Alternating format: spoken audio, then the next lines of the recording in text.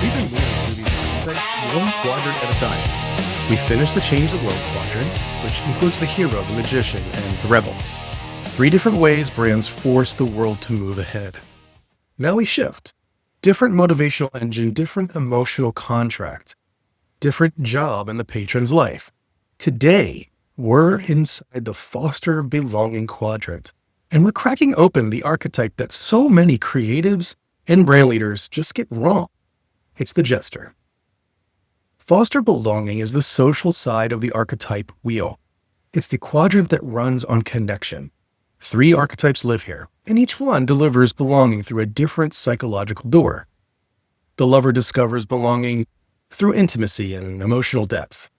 The citizen, also known as the every person or everyman, delivers belonging through inclusion, through a standing among and not really above. And the Jester, the one we're sitting with today, delivers belonging through laughter, play, and shared release. It's the same quadrant and same human needs, but 3 completely different methods of getting there. And here's the framing I want you to take away. Humor is not decoration. Humor is one of the oldest social technologies humans have. The Jester doesn't make people laugh because it's nice to laugh. The Jester makes people laugh because laughter dissolves the things that keep us apart, keep us separated and divided. Hierarchy, pretense, fear, performance, all of it loosens when people share a joke. If the lover whispers, "You are seen," and the citizen says, "You belong here," the Jester says, "Drop the act. We're all human. Let's stop pretending otherwise." That's the door this archetype opens. So let's walk through it. Most people, when they hear Jester, think silly, goofy, lightweight. The brand that makes jokes, the mascot, the class clown of the archetype wheel. They picture maybe funny colors, a wink, and a punchline. That's a costume. That is not an archetype. The Jester is one of the most psychologically sophisticated forces in this entire system. And the reason it gets dismissed is the same reason it works. People underestimate humor. They confuse levity with shallowness and assume play is the absence of depth. It's the opposite.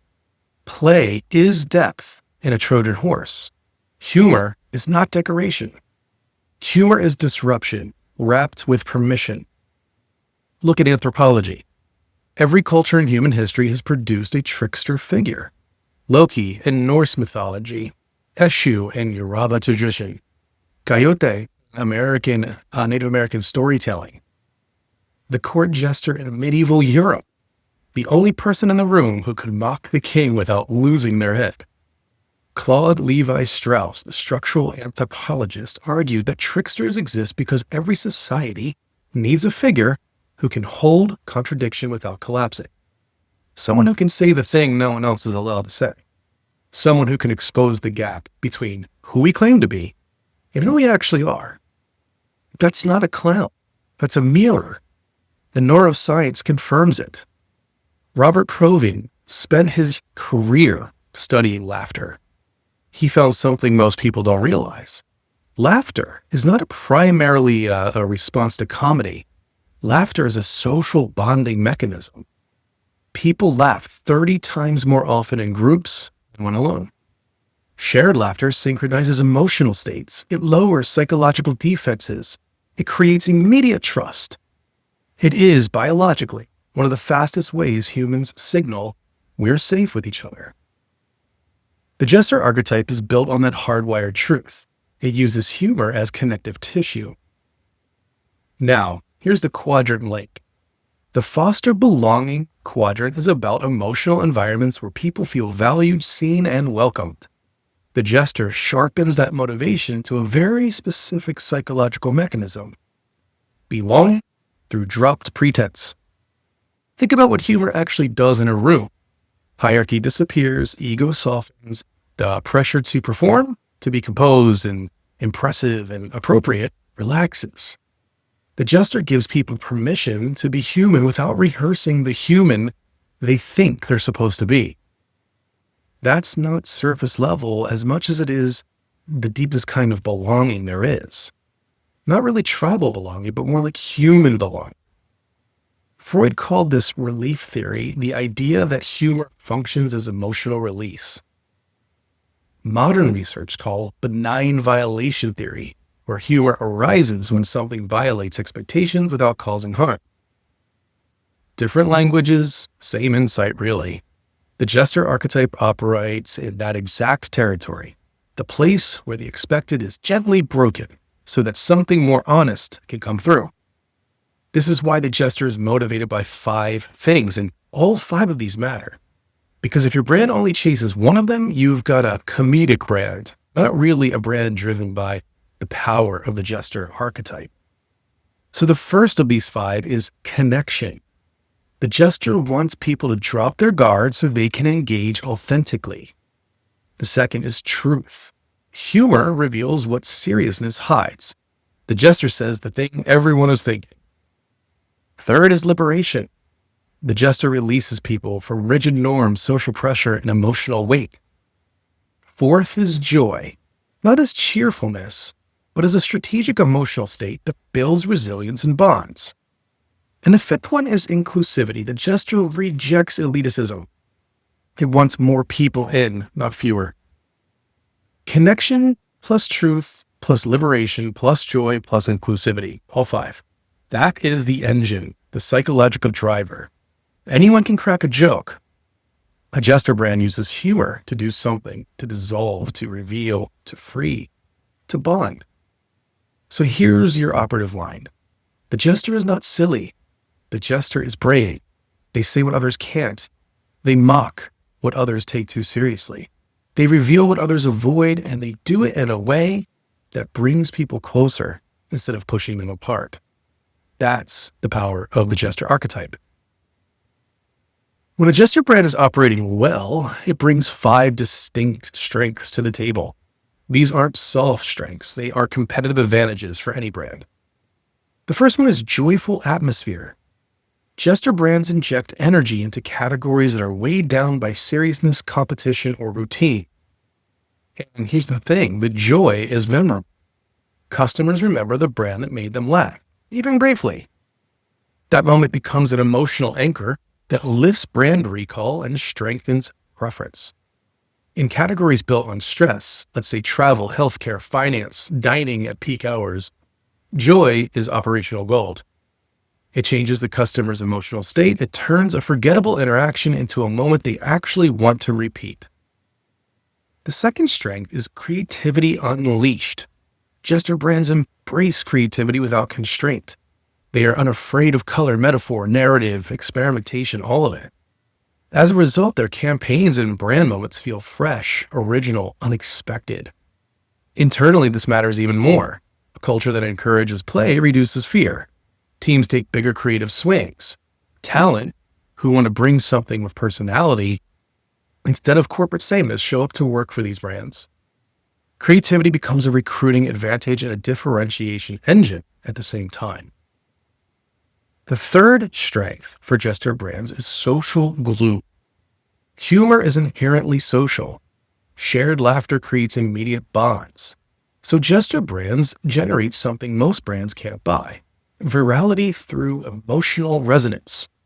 People want to share Jester content. They want to talk about Jester experiences. They want to bring others into the moment. Patrons feel like co-participants instead of observers. Packaging becomes a conversation starter. A campaign becomes a cultural touchpoint.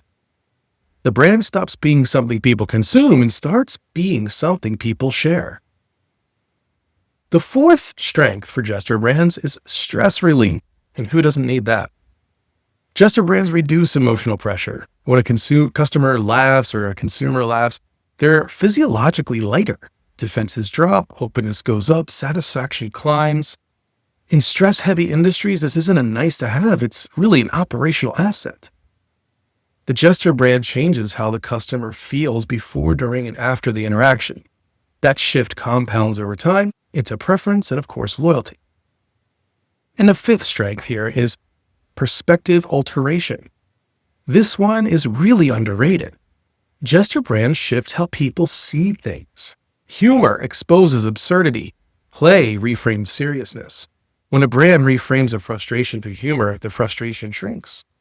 Rigid expectations loosen, the world feels more flexible, and the customer becomes more open to whatever the brand has to say. This is a quiet form of leadership. Jester brands challenge norms without lecturing or educating.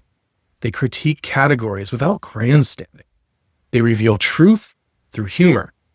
That's cultural relevance without really having to be preachy or over the top, which people really don't like. But as with every archetype, there is a dark side. There is the other side, or the shadow behavior, the weaknesses, basically the way it falls apart when it stops being intentional. And you have to watch out for these. And the Jester has 4 big ones. Superficiality. This is the first failure mode and the most common. Humor becomes the destination instead of the vehicle. The brand chases laughs without anchoring them to anything. Customers come for the joke, leave with the joke, and never really absorb what the brand actually does. In categories that demand competence, like health, finance, or safety, superficiality becomes a wild liability. The brand reads as charming but unreliable. The Jester archetype can absolutely thrive in serious categories, but only when humor is being used to clarify, humanize, or elevate. The moment humor becomes the whole identity, credibility collapses. The second watch out here is misinterpretation. It's a huge risk. Humor is contextual. What lands in one room offends in another. Irony can get lost, jokes can get taken literally, play gets misread as disrespect. As a Jester brand scales across markets, demographics, and channels, the surface area for misinterpretation widens very fast. And digital channels make it worse. Nuance flattens, outrage compounds. A misread campaign can convert excitement into backlash within seconds. The Jester brand has to operate with a level of cultural and emotional intelligence that most brands don't bother to develop. Effective humor is not careless. It's highly calibrated. The third weakness and watch out is a lack of seriousness. Jester brands struggle to be taken seriously when seriousness is required. Let's say a pricing announcement, a safety incident, a moment of cultural reckoning. The brand's natural tone undermines the message because customers can't tell when the brand is actually being earnest. Internally, this shows up as discipline drift. Teams use the playful identity as cover for sloppy work. Creativity becomes chaos. Innovation becomes distraction. The Jester brand has to build muscle for moments of clarity, moments where the play stops and the message lands clean and clear. The fourth watch out is brand dilution. The Jester thrives on novelty, which is also a trap. In the pursuit of new jokes, new stunts, new playful moments, the brand loses coherence. The personality becomes a scattered assortment of gags that don't add up to a center. In the worst case, the brand starts chasing trends instead of leading them. It becomes a commentary engine rather than a cultural presence. Memes age out, the brand ages with them. The Jester has to anchor its play inside a strong, consistent point of view, or it becomes whatever the algorithm rewarded in this minute. So let's crown this in some real-life brand examples. 3 brands, 3 different expressions of the same motivational engine. This is where it gets fun. First brand that comes to mind is Old Spice. Old Spice is the textbook case study. A legacy brand in decline, sitting in a category that had become absurd. Overly serious, hyper-masculine, chest-thumping in a way that no longer matched the culture. The brand could have leaned harder into the cliche.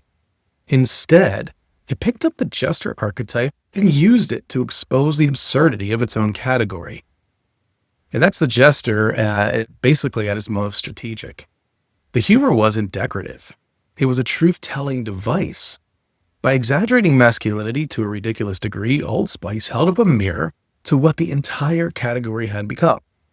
And in doing that, it created room for a new kind of belonging, for patrons who didn't want to take the category seriously, who wanted permission to enjoy it without performing for it. That's a big one. Old Spice didn't get funny. Old Spice got brave. And that's the difference. They really took it to a stodgy industry vertical, and they're winning, or at least have won in the past. The second real world one I think of is Skittles. It's a pure Jester expression, and it operates almost entirely through benign violation theory. The brand consistently breaks expectations in ways that feel harmless, surreal, absurd, disorienting in a way that lands as delight, not confusion. And here's what it accomplishes psychologically. Skittles signals to its patrons that the brand doesn't take itself seriously and that you don't have to either. That's a powerful counterposition in a category dominated by indulgence cues and nostalgia.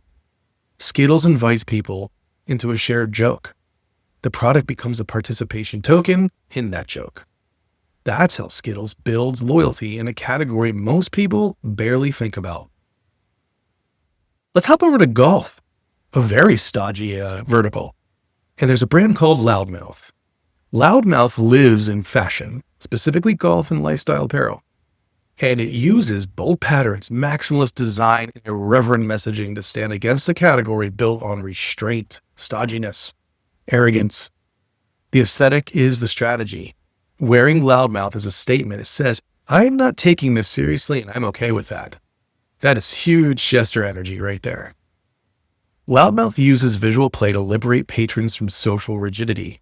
The clothes become a community signal. People who wear Loudmouth are opting into a shared rejection of the seriousness and opting in to a shared embrace of joy and confidence. The humor is not surface level. It's identity alignment. The Jester is not the archetype of jokes. It's the archetype of permission. Permission to drop the act. Permission to laugh at the thing everyone else takes too seriously. Permission to belong without performing. That's why brands struggle to commit to it. It feels risky. It feels like the brand may not be taken seriously. So they water it down.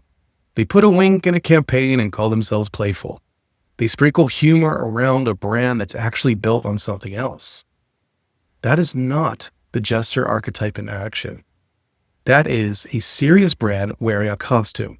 And that's where so many creatives and brand leaders go wrong, because laughter's fun, but it's not right for every brand. A real Jester brand commits to the bit. It uses humor as strategy. It treats joy as a value creation engine. It builds discipline around when to play and when to land. And it earns the right to be funny by being clear about what it stands for underneath the humor. The hero archetype says, you got this. And the sage, which we'll cover later, says, you can understand this. And the lover says, you matter. The Jester says, relax. We're all here. Let's actually enjoy it. And that's a hard thing to deliver. In a culture this exhausted, this performative, and this constantly bracing for the next thing, it might be the most valuable thing a brand can do in adopting the Jester. And that's why I love it so much. But I see it used way too often in places where it simply doesn't belong. I see Jester and humor manifesting in advertising for a brand that has it nowhere else. The key to really unleashing the power of archetypes is making sure that that psychological core completely influences every part of the brand and company the whole way through. Only then can you realize the true power and also eliminate the gotcha moments when people realize that your ad was funny, but your product isn't. So do take this one seriously, even though it's a quote unquote unserious archetype. It's a heck of a lot of fun to use and leverage, and the brands that can do it well while avoiding the weaknesses are the brands that will absolutely dominate. As always, thank you for listening. Thank you for tuning in. Please share this. Please comment. I'd love to hear what you think. The more you share and like this, the farther it goes and the more people we can help. Until next time, cheers.